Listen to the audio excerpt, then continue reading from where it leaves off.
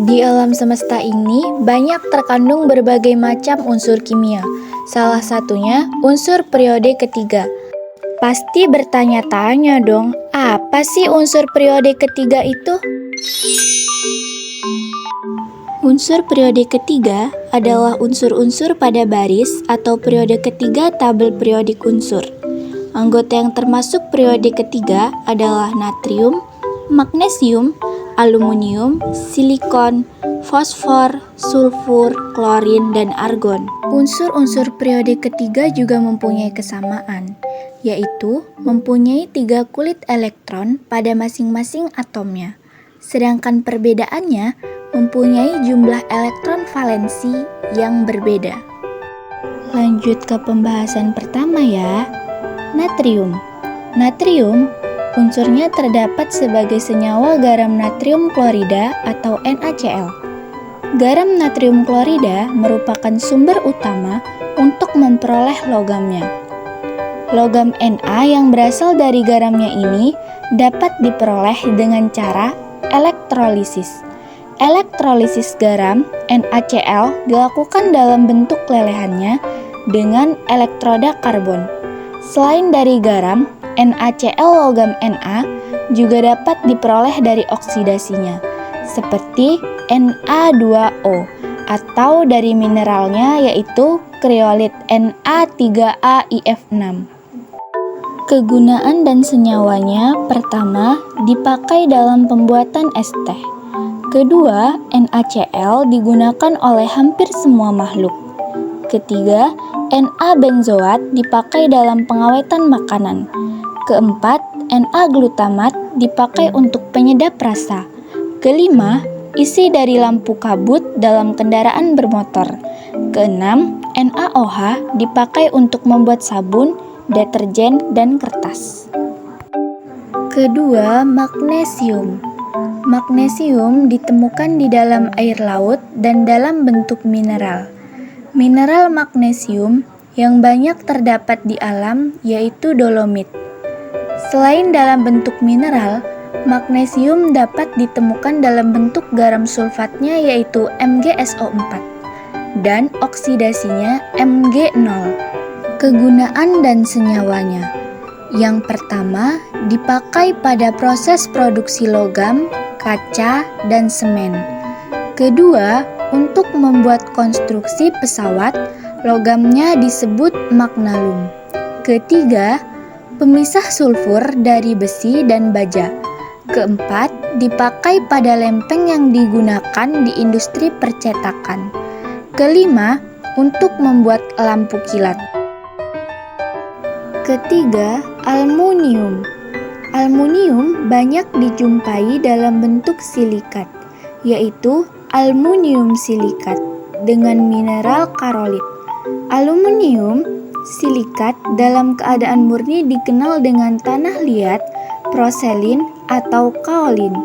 Selain dalam bentuk silikat dan mineral, aluminium dapat juga ditemukan dalam bentuk oksidasinya yaitu Al203.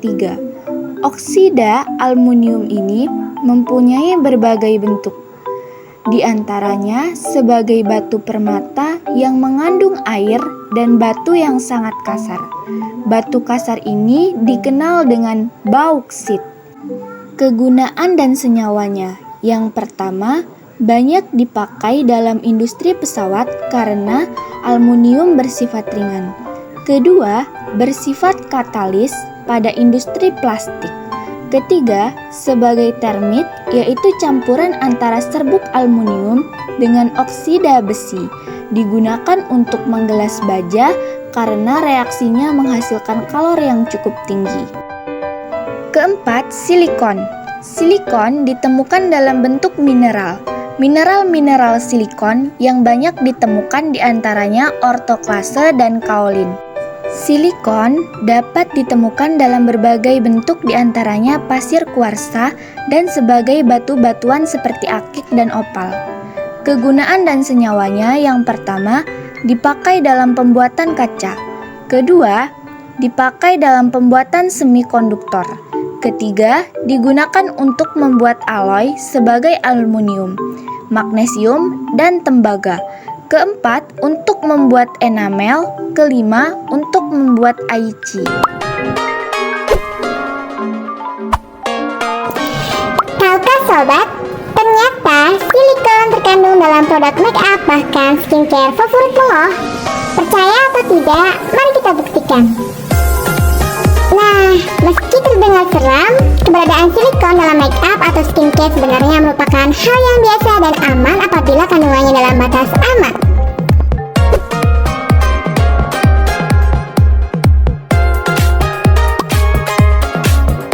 Seperti yang kita ketahui bahwa silikon berfungsi menjadikan kulit tampak lebih mulus, bercahaya, dan pori-pori lebih samar. Nah, akan tapi pada pencantuman namanya, silikon tidak disebutkan secara langsung, di mana pada umumnya ditulis dengan nama senyawa yang diakhiri dengan ikon seperti dimetikon, metikon, dan siklometikon. Sifat fisika dan sifat kimia unsur periode ketiga.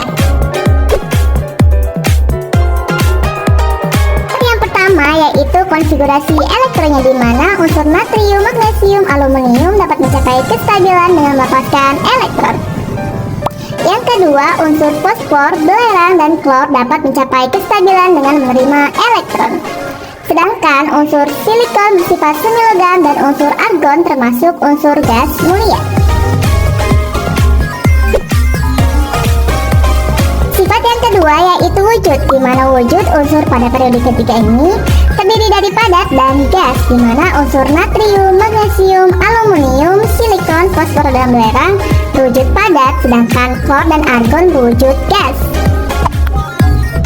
Yang ketiga yaitu titik didih dan titik lelehnya, di mana dilihat dari tabel kita bisa simpulkan bahwa dari kiri ke kanan cenderung meningkat dan mencapai puncaknya pada silikon, kemudian cenderung turun dari fosfor ke argon. Nah, hal ini disebabkan karena adanya perbedaan struktur antar atom masing-masing unsur. Sifat yang keempat yaitu sifat logam, di mana sifat logam unsur pada periode ketiga ini terdiri dari logam, semilogam atau metaloid, dan non-logam. Unsur natrium, magnesium, aluminium bersifat logam, silikon bersifat metaloid, sedangkan fosfor, belerang, klor, dan argon bersifat non-logam. Sifat yang kelima yaitu daya hantar panas dan listrik, di mana kemampuan menghantarkan panas dan listrik unsur periode ketiga ini terdiri dari konduktor, semikonduktor, dan isolator, di mana natrium, magnesium, aluminium bersifat konduktor, silikon bersifat semikonduktor, sedangkan fosfor, belerang, klor, dan argon bersifat isolator. Sifat yang keenam yaitu daya oksidasi dan reduksi, dilihat dari potensial elektrodanya. Unsur natrium merupakan unsur yang paling mudah mengalami oksidasi, sedangkan unsur klor merupakan unsur yang paling mudah mengalami reduksi. Dapat disimpulkan bahwa sifat reduktor dari natrium ke klor semakin berkurang, dan sebaliknya sifat oksidator dari natrium ke klor semakin bertambah. Selanjutnya mari kita bahas kelimpahan, di mana unsur ini ditemukan dalam keadaan bebas maupun dalam bentuk senyawa. Dilihat dari tabel kita bisa simpulkan bahwa unsur silikon memiliki kelimpahan terbanyak di kerak bumi, sedangkan unsur klor memiliki kelimpahan terbanyak di laut di antara unsur periode ketiga yang lainnya.